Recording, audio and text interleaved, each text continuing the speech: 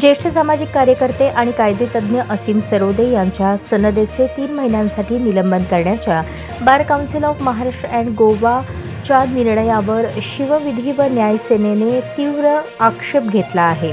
बीसीएमजीची ही कारवाई चुकीची, निषेधार्ह आणि बेकायदेशीर असल्याचा आरोप सेनेने केला असून या विरोधात राज्यभर आवाज उठवण्याचा इशारा advocate Nitin Sonawane, advocate Manoj Kondekar, Varsha Jagtap, advocate Kojal Kadam, advocate Suresh Gaikwad, advocate Darshana Jogdankar, advocate Reshma Thikar, advocate Amol Padwal, advocate Bhakti Dandekar, advocate Baban Shaikh, advocate Tushar Jadhav, advocate Swapna Konde यांनी दिला आहे. बीसीएमजीने घेतलेला हा निर्णय अत्यंत अविचारणीय असून तो सरोदे यांच्या संविधानिक हक्कांवर गदा आणणारा आहे. या अन्यायकारक निर्णयामुळे संपूर्ण राज्यभरातील वकील वर्गात तीव्र असंतोष पसरला असून शिवविधी व न्याय सेनेने जोरदार निषेध नोंदवला आहे.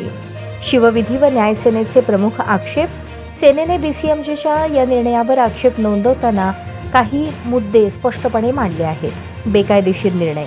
ज्येष्ठ वकिलाची सनद रद्द करण्याचा निर्णय अत्यंत अविचारणीय असून सनद रद्द करण्यासंबंधीची तरतूद व संहिता कायद्यात कुठेही नमूद नसताना केलेली ही कारवाई कायद्याच्या विरोधात आहे आणि ती पूर्णपणे बेकायदेशीर ठरते. बीसीएमजीच्या विद्यमान पदाधिकारी चमूचा कार्यकाल हा संपुष्टात आलेला आहे. सध्या ही समिती असंविधानिक केअरटेकर स्वरूपात कार्यरत आहे. अशा प्रभारी समितीला वकिलांविरुद्ध सुनावण्या घेण्याचा किंवा कोणताही निर्णायक निर्णय घेण्याचा कायदेशीर अधिकार मुळीच नाही. राजकीय हस्तक्षेपाचा आरोप. वकिलांच्या हितासाठी काम करणे हे बार काउन्सिलचे प्रथम कर्तव्य आहे. मात्र ही संघटना राजकीय पक्षांच्या चिथावणीवरून वकिलांच्या हक्कांवर गदा आणण्याचा प्रयत्न करत आहे. वकिलांचे हित जपण्याऐवजी ही कारवाई राजकीय हेतूने प्रेरित झाल्याचा सेनेचा स्पष्ट आरोप आहे. शिवविधी व न्याय सेनेच्या स्पष्ट मागण्या. या अन्यायकारक कारवाई विरोधात शिवविधी व न्याय सेनेने bar council of Maharashtra and गोवाकडे काही मागण्या केल्या आहेत. ज्येष्ठ वकील असीम सरोदे यांच्या सनद निलंबनाचा अन्यायकारक आणि बेकायदेशीर निर्णय बीसीएमजीने तात्काळ मागे घ्यावा. बार काउन्सिलने वकिलांच्या हितासाठीच काम करावे आणि संघटनेतील राजकीय हस्तक्षेप व वावर तात्काळ मोडून काढावा. असंविधानिक स्वरूपात पदावर राहून चुकीचे निर्णय घेणाऱ्या बीसीएमजीच्या विद्यमान पदाधिकाऱ्यांवर योग्य ती कारवाई करण्यात यावी. हा निर्णय अत्यंत अन्यायकारक असून शिवविधी व न्याय सेने याविरोधात राज्यभर आवाज उठवणार आहे. वकिलांच्या हितासाठी झटणारी संघटना ही केवळ वकिलांसाठीच राहिली पाहिजे असा सणसणीत इशारा संघटनेच्या वतीने देण्यात आला आहे. जय महाराष्ट्र. काल बार काउन्सिल महाराष्ट्र आणि गोवा यांनी असीम सरोदे या ज्येष्ठ विधिज्ञावरती केलेली सनद रद्द करण्यासंदर्भाची जी कारवाई आहे ती अत्यंत बेकायदेशीर आहे. सर्वप्रथम शिवसेना उद्धव बाळासाहेब ठाकरे पक्षाच्या शिवविधी व न्याय कक्षाच्या वतीनं मी ह्या निर्णयाचा तीव्र शब्दात आम्ही निषेध व्यक्त करावा. आम्ही आमच्या संस्थेचे अध्यक्ष, आमच्या संघटनेचे अध्यक्ष सन्माननीय advocate Nitin Sonawane, advocate Surekha Gaikwad madam, त्याचबरोबर ॲडव्होकेट कोजल कदम, आम्ही सगळ्यांनी काल ह्या घटनेच्या अनुषंगानं ज्यावेळी चर्चा केली त्यावेळी अतिशय गंभीर बाबी आमच्या निदर्शनास आल्या. वास्तविक अशा प्रकारची कारवाई करण्याचा अधिकार या बार काउन्सिल ऑफ महाराष्ट्र आणि गोवाला मुळीच नाही. बार काउन्सिल महाराष्ट्र आणि गोवा यांनी गेल्या 5 वर्षाचा कार्यकाळ असताना आता 8वं वर्ष असताना देखील निवडणुका घेतल्या नाही.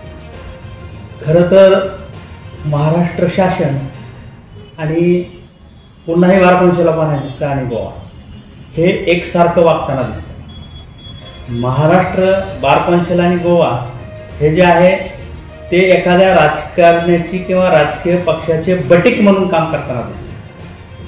अशा प्रकारच्या सुनावण्या आपला कार्यकाल संपल्यानंतर ह्या विद्यमान समितीला करता येईल का, हा खरा आमचा सवाल आहे. महाराष्ट्र बार काउन्सिल आणि गोवा ही वकिलांचं हित संवर्धन करणारी एकमेव संस्था आहे. या संस्थेनं वकिलाचंच हित संवर्धन केलं पाहिजे असं आमचं ठाम मत आहे.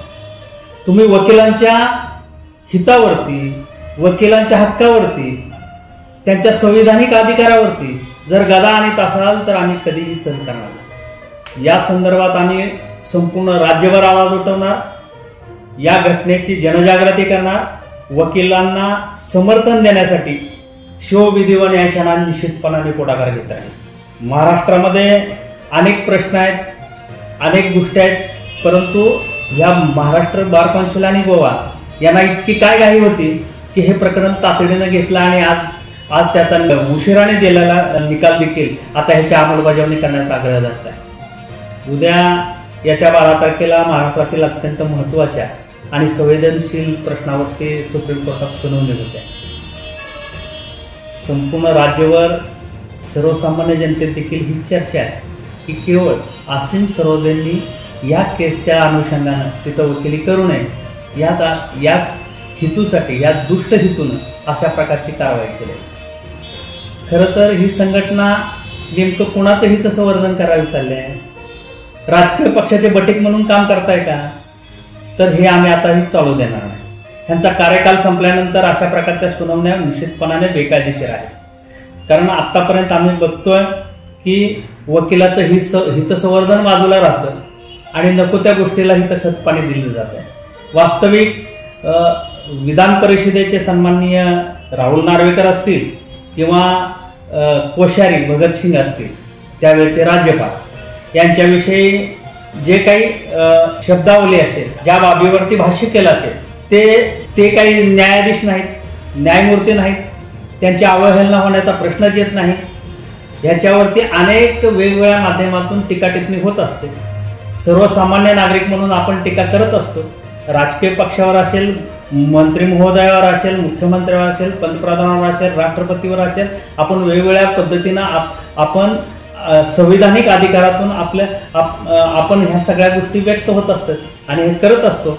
असं असताना जाणीवपूर्वक बार कौन्सिल ऑफ महाराष्ट्र आणि गोवा जर हेतुपुरस्कर असीम सरोदेंना रोखत असेल तर आम्ही हे सहन करणार नाही। यासाठी आम्ही राज्यभर वेगवेगळ्या माध्यमातून जनजागर करणार आहोत आणि वकिलांना देखील सन्मानाची वागणूक मिळावी यासाठी आमची ही विधी व न्यायशाळा कार्यरत राहील। धन्यवाद।